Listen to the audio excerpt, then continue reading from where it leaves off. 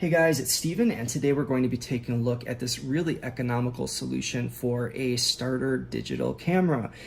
This is the actual device itself, and everything that's included with the set. You get your carry case, your manual, a lens, a 32 gigabyte micro SD card, a strap, two batteries, the battery charging dock, a wall cube for your USB, as well as the cord that connects these two together or connects your camera to the computer. The reason that's important is because being a micro SD, you probably don't have that slot in your computer. Some do. Otherwise, you're going to need to get the little converter one where you slide it into it, and then that's the piece that goes into your computer. Otherwise, you're going to be utilizing the USB cord. This is expandable up to, I want to say, 256 gigabytes. Yep, right there. But it has to be a class 10 card. If you mess that up or try to exceed it, you risk data loss. So don't do that. And make sure that you format the card before you use it. If you don't know what I'm talking about, please reference page 7 and 8 in 7 through 9 actually in the manual. Super helpful. This does shoot in both picture and video mode. With 4K, you get a maximum, here we go, the 4K resolution up to 30 frames per second, and you can go as low as 30 frames per second with 720p. So pretty versatile, and it works for a bunch of different modes. So if you're looking for portrait photography, landscape photography, or even action shots, pretty versatile, but you're not going for pro quality with this camera. So I don't want to talk about things from a high production standpoint. Keeping the price point in mind, I think this is a really inclusive set. This is more than adequate if you're giving it to a kid. I just want to break down a couple things so you do know what you're getting though. What makes it nice is it does have the Wi-Fi functionality on it, and you can pop that lens off. It's super lightweight.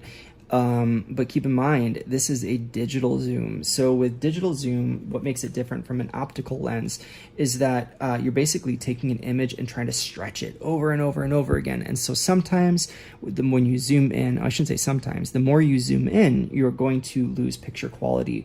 So if you're up close to something, I think it's great. If you're doing video and you're keeping it at a steady shot, it's great. But if you're recording your kid's graduation or a wedding and you're in the back row, you might want to invest in something a little higher end. That being said, let's actually talk about the lens. So I'm going to pop the little cover off here and here.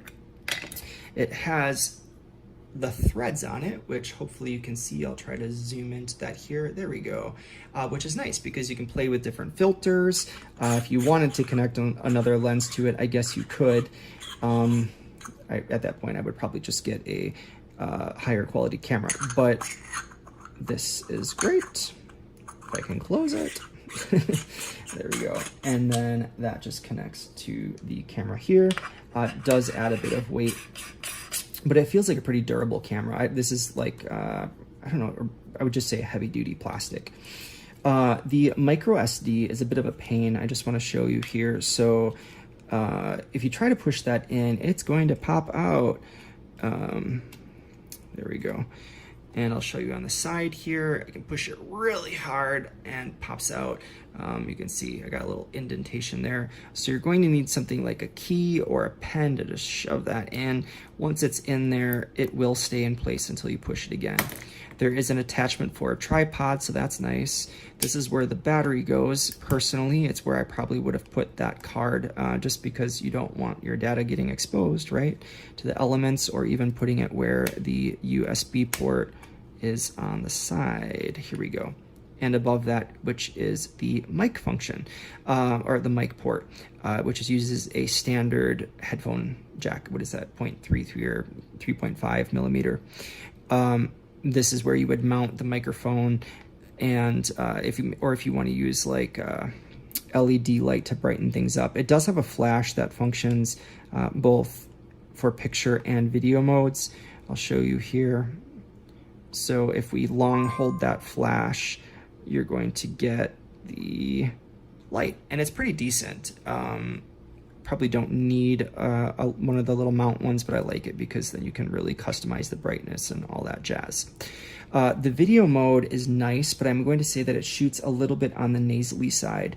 I was not able to find where the actual microphone is on this. So I don't know if that's part of the problem, but when it plays back through the speaker, it's very, very nasally, almost metallic, or it sounds like it was shot underwater. So I'm going to recommend like a condenser mic or an omnidirectional mic, depending what you're looking to do with it. Maybe even invest in a lapel mic if you're trying to do like interviews and things like that. I'm going to be using this primarily for video blogging. And so what's nice about it is that this screen pops around and hi, sorry, my hair is a bit of a mess right now. But you can see yourself here. The downfall about this screen is that it doesn't twist this way, it doesn't rotate. So that screen is going to be exposed at all times, and inside the case, there's really not anything else to protect that. Although it is a decent quality, sort of like a hard case. The screen is going to be on pretty much at all times. There's not a way to view it through a little peephole here. So again, that's something that reduces the lifespan of the battery, but again, it does come with 2 batteries. So you just got to decide for yourself what is going to work best. I'll show you how the zoom works here. It's pretty steady. It's not too jumpy. And the further we get into Mr. Teddy over there, you can actually see where the Ellen logo is. Let me see if I can get really close here. You can actually see how it pixelates. Whereas if you're up close, and I show you here, you see how clear that is. So just a noticeable difference in the photo integrity. So I'm gonna give this 3 out of 5 stars as a camera on its own. For the price value, I'm going to say 4 stars. It's hard for me to say that because I would not use this for if I were looking to, capture anything significant. But again, with everything that it includes, I just think it's a really good bang for your buck. I'm trying to think if there's anything else. I think that's about it. So